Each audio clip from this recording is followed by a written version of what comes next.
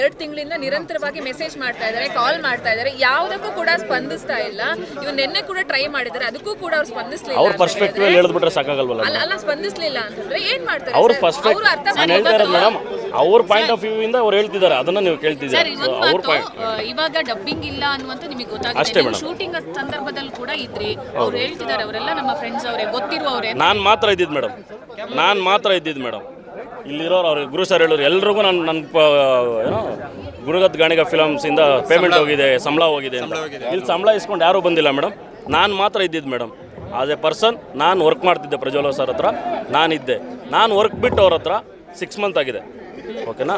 ನಾನು as A ಅಭಿಮಾನಿಯಾಗಿ ಇಡೀ ನೀವು ಯಾರನ್ನ ಬೇಕಂದರೆ ಕೇಳ್ಕೊಳ್ಳಿ. ಆಲ್ಮೋಸ್ಟ್ ಇಲ್ಲಿ ಮೀಡಿಯಾದವ್ರಿಗೂ ನಾನು ಒಂದಷ್ಟು ಜನಕ್ಕೆ ಗೊತ್ತಿರ್ಬೋದು ಅನ್ಸುತ್ತೆ. ಆಸ್ ಎ ಫ್ಯಾನ್ ನಾನು ಪ್ರಜ್ವಲ್ ಅವ್ರಿಗೆ ಎಂಟ್ರಿ ಆಗಿರೋದು ಸಾಗರ್ ಸಿನಿಮಾಯಿಂದ. ನಾನು ಅವ್ರ ಫ್ಯಾನ್ಸ್ ಅಸೋಸಿಯೇಷನಲ್ಲಿ ಕೆಲಸ ಮಾಡ್ತಿರೋ, ನಾನು ಫ್ಯಾನ್ಸ್ ಅಸೋಸಿಯೇಷನ್ನಿಂದ ನಾನು ಅವ್ರ ಜೊತೆ ಕೆಲಸ ಮಾಡ್ತಿದ್ದೆ. ನಾನು ಕೆಲಸ ಬಿಟ್ಟಿದ್ದೀನಿ. ಅವ್ರು ಹೇಳಿದ್ರು ಅವರೇ ಬೇಕು ಅಂತ ಮಾಡಿರ್ಬಹುದೇನೋ ಅಂತ. ಅದನ್ನು ಆ ಮಾತನ್ನ ಗುರು ಸರ್ ವಾಪಸ್ ತಗೋಬೇಕು. ಟೀಸರ್ ಇಲ್ಲ ಅದ್ರಲ್ಲಿ ವಾಯ್ಸೇ ಇರಲಿಲ್ಲ ಅಣ್ಣ. ಸಾರಿ, ಅದ್ರಲ್ಲಿ ವಾಯ್ಸೇ ಇರಲಿಲ್ಲ ಅಣ್ಣ. ಸಾಂಗಲ್ಲಿತ್ತು.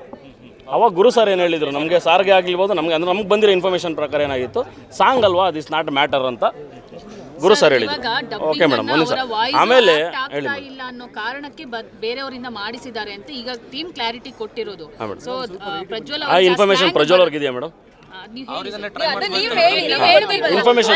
ಪ್ರಜ್ವಲ್ ಸರ್ ಇವನ್ ಯಾರಿಗೂ ಯಾವತ್ತು, ಇವನ್ ನಾವುಗಳಿದ್ದೀವಲ್ಲ ನಮ್ಗಳಿಗೂ ಯಾವತ್ತು ಸ್ಪಂದಿಸಲ್ಲ ಸರ್. ಆಕ್ಚುಲಿ ಎಕ್ಸಾಕ್ಟ್ ಆಗಿ ಹೇಳ್ಬೇಕಂದ್ರೆ, ನಾವು ಏನೋ ಒಂದು ವಿಚಾರಕ್ಕೆ ಯಾವ್ದೋ ಒಂದು ಸುದ್ದಿ ಬಂದ್ರು ಅಂದ್ರು ಇವನ್ ಜರ್ನಲಿಸ್ಟ್ ನಮ್ಗಳಿಗೆ ಗೊತ್ತ, ನಮ್ ಸುತ್ತ ಇದ್ದವ್ರನ್ನು ಕೂಡ ಅವ್ರು ಸ್ಪಂದಿಸಲ್ಲ. ಸೊ ನಾವ್ ಅವ್ರನ್ನ ಕೇಳಕ್ಕೂ ನಮ್ಗೆ ಅವ್ರು ಸಿಗಲ್ಲ ಕನೆಕ್ಷನ್. ಇದು ನಿಜವಾದ ಒಂದು ಉತ್ತರ ನಮ್ ಕಡೆಯಿಂದ.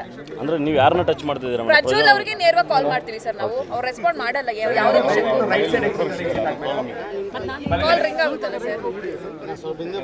ಓಕೆ ಹೇಳಿ ಸರ್. ಇವಾಗ ಇಷ್ಟೆಲ್ಲ ಆಗಿರೋದ್ರಿಂದ ಈಗ ಅವರು ಕ್ಲಾರಿಟಿ ಹೇಳಿದ್ದಾರೆ, ನಿಮ್ ಕಡೆಯಿಂದ ನೀವು ಹೇಳ್ತಿದ್ದೀರಾ. ಪ್ರಜ್ವಲ್ ಅವರನ್ನ ಭೇಟಿಯಾಗಿ ಏನಾದ್ರು ಮಾತಾಡಿ? ಈಗ ನಾವು ಹೋಗ್ತೀವಿ ಮೇಡಮ್, ನಾವು ಹೋಗ್ತೀವಿ. ಅಂದ್ರೆ ಎಲ್ಲಿದ್ದಾರೆ ಗೊತ್ತಿಲ್ಲ, ಫೋನ್ ಆಫ್ ಇದೆ. ನಾವು ಮ್ಯಾನೇಜರ್ನ ಕಾಂಟ್ಯಾಕ್ಟ್ ಮಾಡ್ತೀವಿ. ಈಗ ಹೋಗ್ತೀವಿ. ಮತ್ತೆ ನಾವು ಗುರು ಅವ್ರ ಹತ್ರ ಇಲ್ಲಿ ಮಾತಾಡೋದು, ಗುರು ಸರ್ಗೂ ಮಾತಾಡಬೇಕು. ಆಮೇಲೆ ರಾಜ್ ಶೆಟ್ಟರ್ ಹೇಳಿದ್ರು ಮನುಷ್ಯರ ಥರ ಬಿಹೇವ್ ಮಾಡೋದಾದ್ರಿಂದ ನಾವು ಮನುಷ್ಯರೇ ಮೇಡಮ್, ಎಲ್ಲರೂ ಮನುಷ್ಯರೇ. ಮೇಡಮ್ ಈಗ ಇದೇ ಜಾಗದಲ್ಲಿ ಬೇರೆಯವ್ರಿಗೆ ಇದನ್ನ ಮಾಡ್ತಿದ್ರು ಮೇಡಮ್. ಅಲ್ಲ ಮೇಡಮ್, ಒಂದು ನಿಮಿಷ ಮೇಡಮ್, ಸಾರಿ. ಅದಕ್ಕೆ ನಮ್ಮ ಕಡೆಯಿಂದ ನಾವು ಸಾರಿ ಕೇಳ್ತೀನಿ ಮೇಡಮ್. ಅದು ನಿಮ್ಮ ಕಡೆಯಿಂದ ನಿಮಗೆ ತಪ್ಪು ಅನಿಸ್ತಿದೆ. ಓಕೆ, ಆ ಥರದ್ದು ಏನಾದ್ರು ನಮ್ಮ ಕಡೆಯಿಂದ ನಿಮ್ಗೆ ತಪ್ಪು ಅನಿಸಿದ್ರೆ ಅದನ್ನು ನಾನು ಕ್ಷಮೆ ಕೇಳ್ತೀನಿ. ಓಕೆ ಸರ್, ಮೇಡಮ್ ನಾನು ಕ್ಷಮೆ ಕೇಳ್ತೀನಿ. ಬಟ್ ಅವ್ರು ಮಾಡಿರೋದು ತಪ್ಪು ಅಂತ ನಿಮ್ಗೆ ಅನಿಸಿಲ್ವಾ ಮೇಡಮ್? ಡಬ್ಬಿಂಗ್ ವಿಚಾರವಾಗಿ ಅವರೊಂದು ಕ್ಲಾರಿಟಿ ಅಷ್ಟೇ ಮೇಡಮ್ ನಮಗೆ ಬೇಕಾಗಿರೋದು. ನಮಗೆ ನಾವು ಕೇಳ್ತಿರೋದು ಒಂದೇ. ಪ್ರಜ್ವಲ್ ಅವರ ಅಭಿಮಾನಿ ಈಗ ಮೇಡಮ್ ಅವರು ಹೇಳಿದ್ರು ಗುರು, ಹೇಳಿ ಮೇಡಮ್, ಹೇಳಿ. ಪ್ರಜ್ವಲ್ ಅವರ ಅಭಿಮಾನಿ ಆಗಿರಬಹುದು ನೀವು, ಆದ್ರೆ ಪ್ರಜ್ವಲ್ ಅವರು ಸ್ಕ್ರೀನ್ ಮೇಲೆ ಚೆನ್ನಾಗಿ ಬರಬೇಕು, ಅವರ ಒಂದು ಸಿನಿಮಾ ಗೆಲ್ಬೇಕು ಅನ್ನೋದು ಅಭಿಮಾನಿಗಳಿಗೂ ಇರಬೇಕು.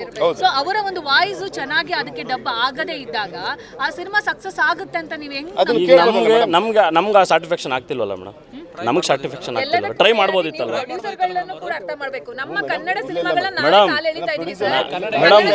ಸಿನಿಮಾ ಬಗ್ಗೆ ಸಿನಿಮಾ ಮಾತಾಡ್ಬೋದಿತ್ತಲ್ಲ ಪ್ರಜ್ವಲ್ ಅವ್ರ ಹತ್ರ.